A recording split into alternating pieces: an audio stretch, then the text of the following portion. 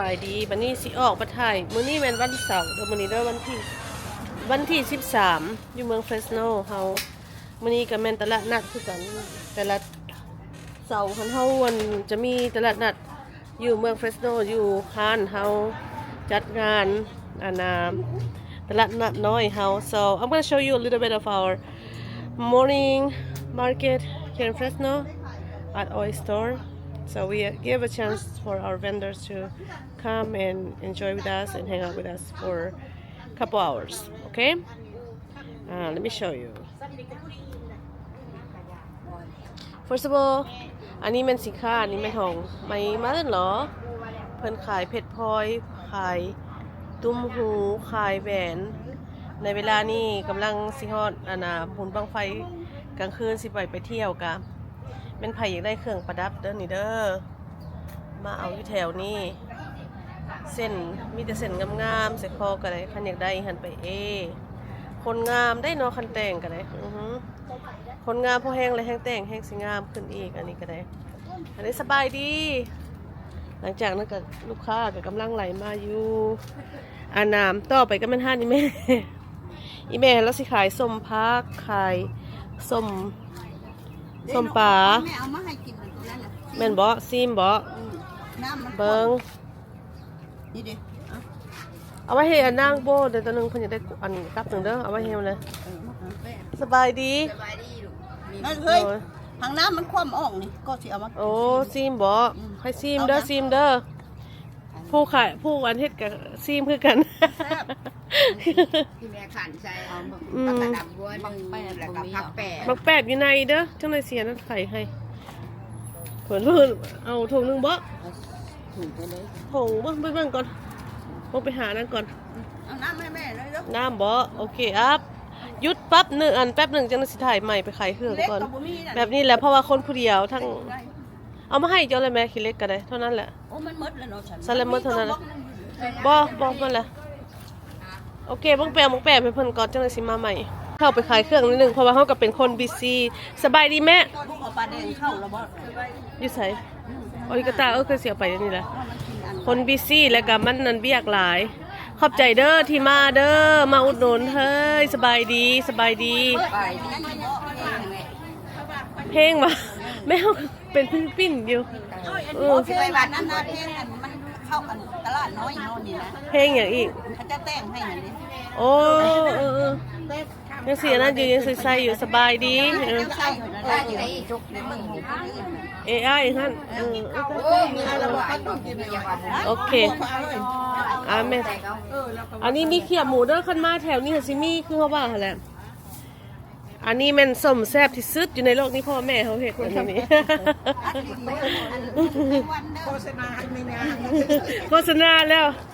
เมื่อที่ก่อนนี้ก็ได้กินกบกินเขียดแล้วนี่เด้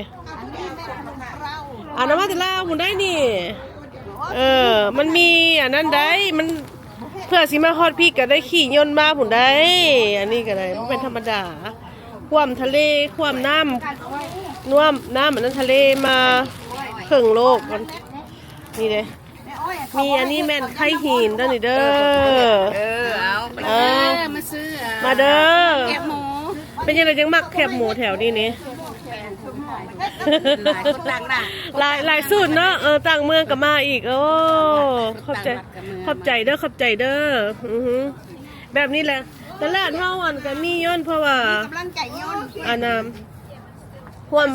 ห่วมงานนำกันมาทุกคนคนลาวบ่ซอยคนลาวมันก็บ่ได้บ่มีหยังแล้วลาวซอยลาวแหละตอนนี้นี่โอ้ยแม่สามคือมากินแซ่บแท้มาแถวนี้เด็กไข่ผู้นั่นผู้นี่เราได้บ้างมีก่อยอีกโอ้ก่อยก็มีบ้างก่อยเห็นเข้ามางามแท้นั่งก่อยได้นั่งก่อยได้ก่อยนั่นก่อยก็มีเด้อนี่เด้ออย่าสู้นั่นอันนี้กะก่อยนี่ก็ขี้ย่นมากคือกันได้นี่กันเลยโอ้มาแต่บ้านนอกได้บ้านนอกสดเพื่อสิมาถึงข้างนอกผ่านหลายสิ่งหลายอย่างแม่อันนี้ก็แม่แรกกำลังกินนั่นแซ่บบ่ไม่อย่างก่อนนี่ต้มไม่อย่างว่าต้มแม่เจ้าแล้วแม่นบ่โอ้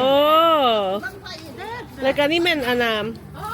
ส้มซีนบ่ ส้มมือ โอ้ แม่เฮ็ดส้มปลา yeah ส้มปลา เนื้อตัวนี้ยังส้มกัน beautiful beautiful beautiful are you guys going to the Rocket Festival today ไปบ้านผมน้องไฟ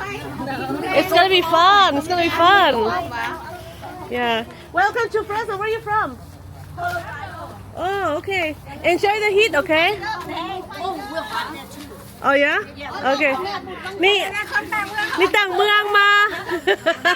what city city จะอันเมืองเจ้าไหนก็เมืองเจ้าอยู่หัน Grand Junction oh okay well we want to say hi to พี่น้องของเราอยู่รัฐเจ้าเด้อรัฐโคโลราโด